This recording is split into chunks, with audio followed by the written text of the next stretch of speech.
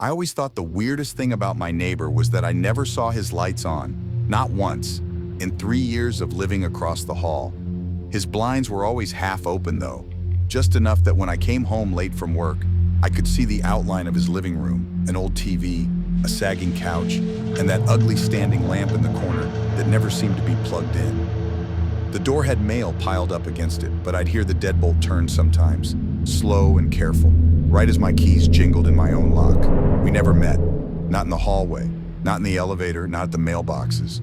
The landlord said the unit was definitely occupied and to stop asking weird questions.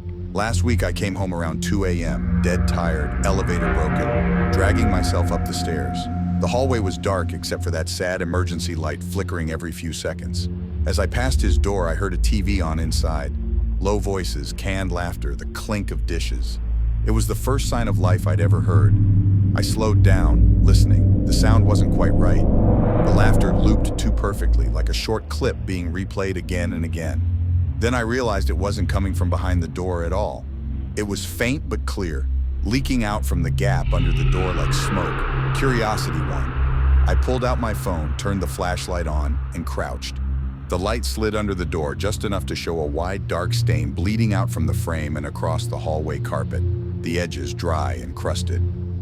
My beam caught the corner of an envelope stuck under the door, an old electric bill with a red final notice stamp that had to be months out of date. The laughter stuttered, slowed, and then stopped completely. The TV voices cut mid-word. The hallway went dead silent. Something heavy shifted on the other side of the door, slow and wet, like a soaked blanket being dragged across tile. Then right against the wood at my eye level, something whispered perfectly clear and calm in my own voice. "Go unlock your door, you're standing outside the wrong apartment." I froze, still crouched, light trembling in my hand. I hadn't said a word.